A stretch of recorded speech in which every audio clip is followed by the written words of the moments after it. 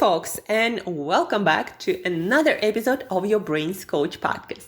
My name is Shurina. I'm your host, I'm your Brains Coach, and it is my job here to bring to you all the brain body tools that science is bringing to us as we speak. All the brain body tools so you could use your brain to its most capacities to make better decisions, to have better life experience, and to feel, look, and do your absolute best. Folks, today I'm very excited because we're going to be talking about something that can be, believe it or not, life enhancing, or it can be making everything in your life worse.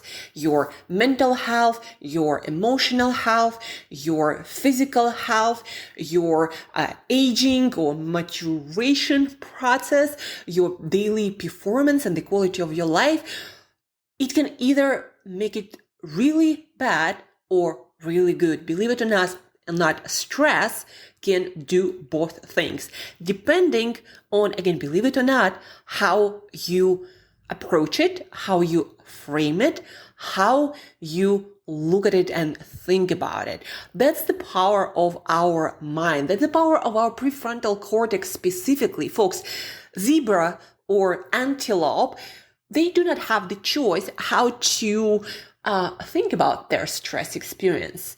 They just have instincts and reactions. They have this brain that is instinctual.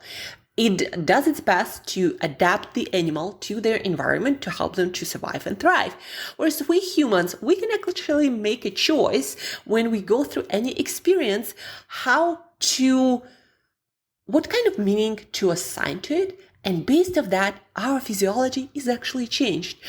On Monday, we I shared with you a new discovery about a new brain network. It's called somatocognitive action network.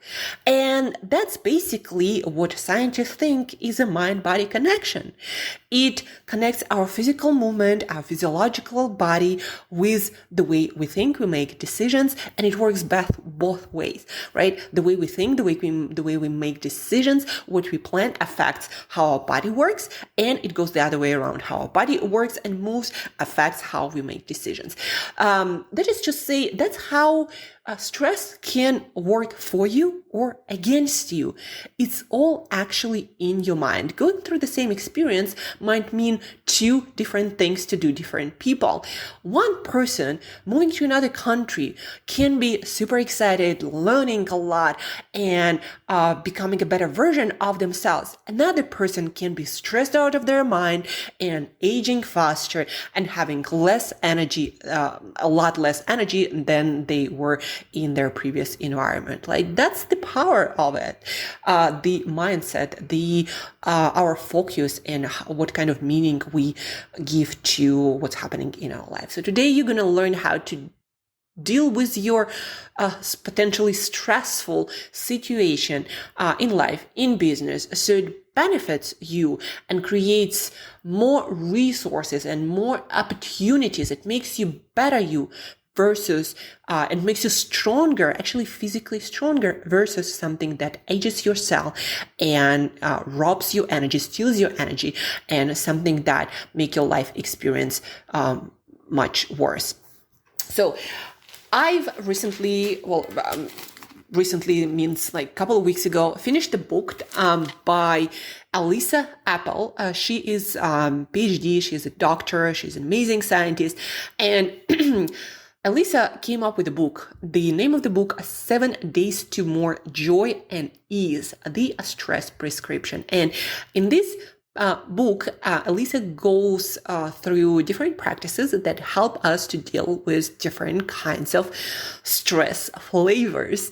And the book is divided into 7 chapters, and each chapter is assigned 1 day where we get to learn and focus and practice different stress-related things to get the best out of our stress experience. Again, believe it or not, stress can make you better. In fact, there are studies that not enough stress and challenge in life can make you age faster and can make your health and life experience worse. So stress, it's got to be a golden middle and how you look at it, what kind of meaning you ascribe to stresses in your life. That really makes a huge difference. So 7 days to more joy and ease. Today, we're going to go through days 1, 2, 3, and on Friday, you're going to go with me through the days number 4 and 7. So stay tuned and you're going to get into your toolkit all the science-based relevant stress management tools that will allow you again to get the most out of any stressful experience. And soon you'll be looking at your stress with enthusiasm. So day number 1, things will go wrong and that's all right. That's the name of the chapter number 1, day number 1. And in this chapter, Elisa teaches us how to release your expectations and not being stressed by uncertainties of our life. Our life is in its nature uncertain. We cannot expect to have control of most of the things in life. Things happen because they do. And you and I, we don't have control of most of the things in life. We have some control, but not a lot. So how to not be stressed by situations when things don't go our way.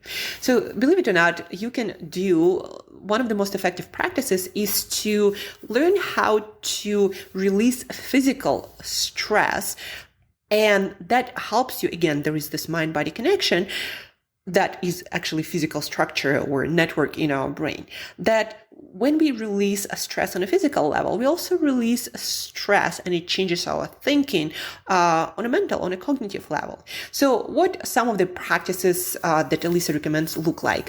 One of the most, effective practice is just sitting down in some place where you're not disturbed and you can just relax and closing your eyes and feeling through your body and feeling where you are, where you hold tension, where you hold stress, basically. And go through your body, starting from your toes or your fingers and limb by limb, one area of your body and, your head at a time, and see where you hold tension, where you're not relaxed. And when you locate that physical stress, then release it. Just simply relax it. And with some practice, you'll be able to do that really fast and you'll realize how much of that is related to your mental stress. So this is first part of the practice. And the second part of the practice, once you start releasing that physical stress, is just go through what is happening in your head and locate what stresses you about any upcoming situation, what expectations you have, what kind of, negative experiences you might be anticipating. And what you do, you find the most, prominent stressors in anticipation of some events.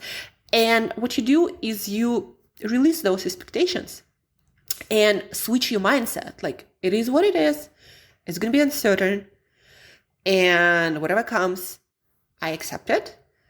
And what also helps, of course, is if there is something that you can control to make the upcoming situation less stressful, some preparation, maybe you can, if there is a presentation, if there is a talk, you can prepare better. If there is some event, maybe you can pack up your meal so you're not stressed about your food. Maybe if there is, a trip, you can put something in your luggage that will help you feel less stressed. Again, maybe if you're preparing for the talk, that just, something that I go through a lot, put additional, microphones or clickers or things that will give you more control and less uncertainty over that situation. And then just be prepared to, whatever comes, come up with a solution. This thing doesn't work. Okay, I'm going to do that. This person will not show up. I'm going to do that. So just have some sort of solution for every situation. And then whatever comes, you kind of already have the solution. And that actually will mean much less stress response because you kind of already thought through the situation. If there is an upcoming, important talk or negotiation, also prepare for any outcome, like what you're going to do in any situation. And that will help you to release that stress over uncertainties in your life. And another great practice is just learning how to physically lean back. So for example, if something stresses you out about something that is coming up, what you do is you physically sit in the chair, sofa, whatever is comfortable, and just lean back. And actually, through this physical action of leaning back, not hunching forward, you will physically change your state, and the state of your nervous system, of your mind, is also going to be changed. So whenever you feel stressed about something that is coming up, just try that. Sit down and lean back, put your hands behind your head and just lean back and look up. Just, like that relaxed pose when you put your feet on your desk and you're all relaxed and lean back in your chair. So that kind of posture will actually help you to also release that stress about something that is upcoming and that is stressing you out. So that is number one. Things will go wrong, and that's all right. That's what life is. Things go wrong, or not wrong, but unplanned. Life is big, uncertain mess. So just deal with that. And the way to deal with that with science, locate your stress physically, release it, lean back, and then prepare for the situations, for any outcome, and just accept the fact that it's going to be uncertain. Day number two, control what you can and put down the rest. So this is about our need to feel in control. And it also related to that uncertainty, right? We feel at peace and calm when we feel like we have control over things, like when we are in a driver's seat, when we feel we are not in control and somebody else or something else controls the situation, it stresses us out. And the reason is because your brain cannot predict how much resources, energy and other resources you're going to spend on that situation that doesn't depend on that. And because of that, that stresses you out.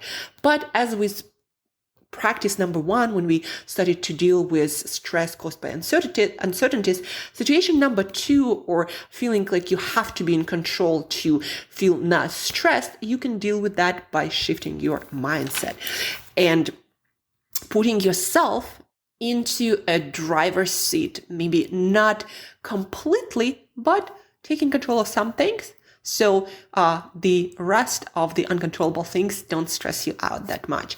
So one of the practices to feel more in control is taking stock of what you have on your plate. Just things that stress you out on a regular basis. Write them all down and circle out things that you can control and things that you cannot control. You have no control over. And when you don't have control over something, there is no point in stressing out about that, because no matter how much, stress they cause you, you will not be able to affect the result. And just sitting there and thinking about that fact that what you do when you stress about things that you cannot control causes damage to you, to your brain, to your health, to your life, but it doesn't affect the situation in any way. And it actually makes you less resourceful. According to neuroscience, in a stressed state, a person has access to less resources, believe it or not, especially if that's chronic stress, right? So what you do when you stress about things that you cannot control is you actually decrease the amount of resources to solve problems you have, and you damage your health. Once you realize that, it becomes apparent, and as a logical human being, at least part of you is very logical. You have this logical brain, your prefrontal cortex. You'll soon start to shift that stress level into less of a stressor and more of just something that is. You start accepting that, and that stops causing you stress. Just think about that, right? First, so, take stock and circle out what you can control, what you cannot control, and then do something about things that you can control, even if it's a simple thing as making your own food, or taking control of your morning or night routine and having a good night of sleep. Whatever you can do in any situation that will make you feel in more control will help you to feel like you're in a driver's seat, and that will help you to feel less stressed and more relaxed, and that will actually increase your internal resources to deal with anything that comes into your life and you cannot really control. That's why I'm personally a huge fan, especially for entrepreneurs, for business owners who deal with so much uncertainty, especially if you travel from country to country. There are a lot of things that are uncertain in your life. So especially if you're working on a new opportunity, you gotta create some place where you can control things. And your morning and your night routines, your eating routines, your exercise routines are those things that you can, in most cases, have more control of. So do that. And that will give you the sense of control in other areas, and you're going to be more confident and more resourceful. And that will put you on the path to more success, no matter how unpredictable the situation is, right? So do something that puts you back in the driver's seat. And that's basically the practice. Control what you can and put down the rest. The last piece of this practice is realizing, again, thinking about things that you cannot control, and if they weigh you down. In the book, Elisa brings up the example of a heavy brick. Like, imagine that stress is that heavy brick that you have to hold all the time, and it takes energy out of your life, out of you, out of other areas of your life. And you always feel that weight. Well, guess what? You can just put it down and be aware of that and do other stuff. Spend the energy that you free up for other things in your life, to enjoy your life, that will actually help you to deal with other stressors much better. So if you feel like there is something that you cannot control, for example, the sickness of a loved one, you cannot control it. In a lot of cases, you cannot really influence that. So be aware of that and put it down. Focus on things that you can create, that are more positive, things that you can control, and just put down the rest. And believe it or not, just this practice of visualizing how this situation is a heavy brick, and you putting it down, and you switch your attention and focus to something else, that will release a lot of that stress, and that will also free up a lot of that energy that you can actually use for something that you can control.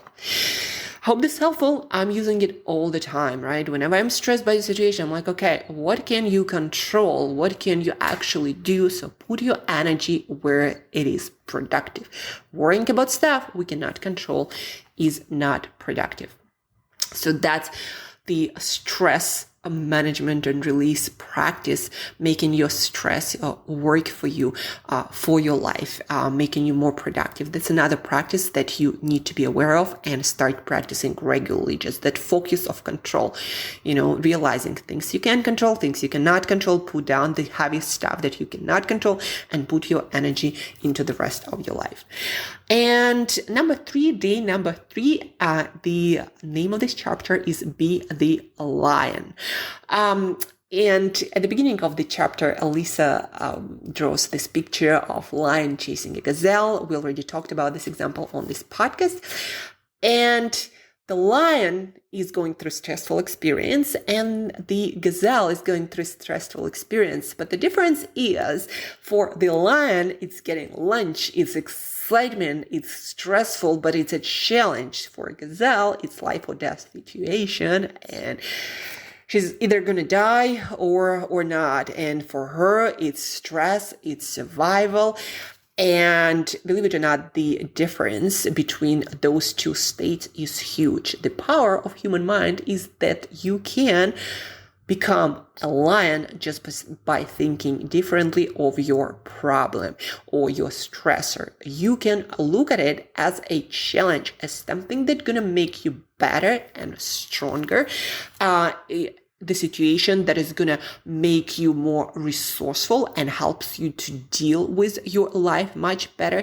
Believe it or not, if you look at the situation as a lion chasing your goal, instead of, why me, asking, in the book, Elisa brings up this example, telling, try me and understanding that this stress might be in your path because you can handle it.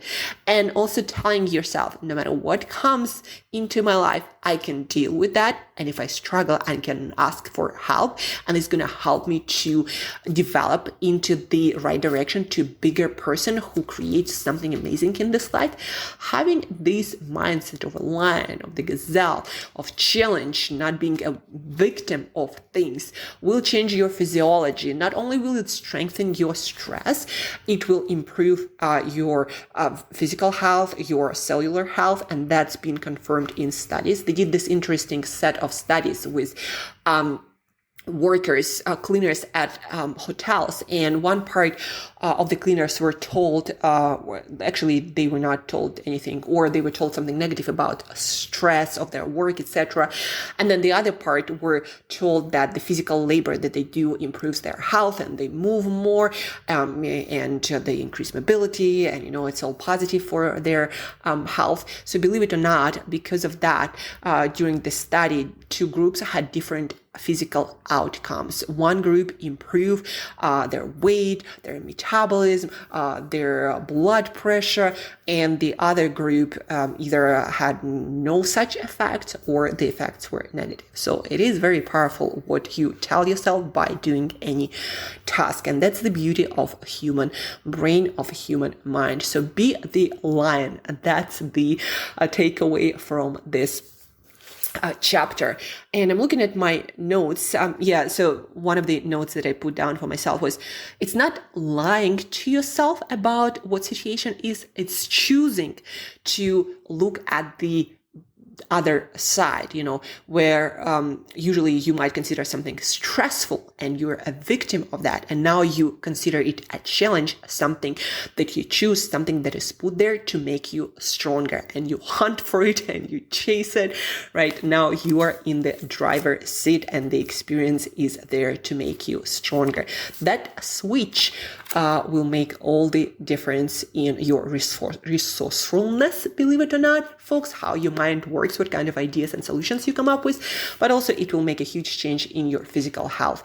And for a lot of you, if you choose the life of challenges and creating something new, something innovative, if you choose the life of a leader, your life will be full of challenges. But if you learn how to deal with those challenges the right way, and the mindset is a big part of it, then it's all going to be for positive effects on your health, your development and well-being, instead of stressing you out, burning you out, and making you quit your audacious goals and visions. And that's about it, folks. What I wanted to talk to you about, share from the book, The Stress Prescription, 7 Days to More Joy and Ease. On Friday, we're gonna look into the rest of the chapters, 4 chapters left, to deal with different kind of stressors in your life and stress mindset, and transforming them into something that will improve your life, your performance, and the results that you will get in life. So stay tuned for that. And don't forget that if you find these episodes useful, practical, and you'd love more people around you, especially people you love and respect and cherish, to know more of these practices, maybe you want to do them together, then share this podcast episode on your social media. And also rate, review, so this podcast reaches more people. That will help me immensely, folks. Let's change the world for the better together, right? And to recap, don't forget that you choose what's in your control, and there is always something that can put you back into the driver's seat. If I were to summarize what I was telling you about on this podcast, don't forget that mental stress that you might feel, you can release some of that stress in your body, and it will change your mind. And by changing your body, you actually changing your mind. And also be the lion, be the hunter, be the challenger, and stop asking why me, and say try me. And that will make a huge difference in your performance and your health and well-being long term. That's it for today, folks. Thank you for listening. Thank you for tuning in the middle of the week. Have an amazing, powerful, and challenging rest of the week, and stay tuned for the rest of the book on Friday. Talk to you very soon. Be the lion.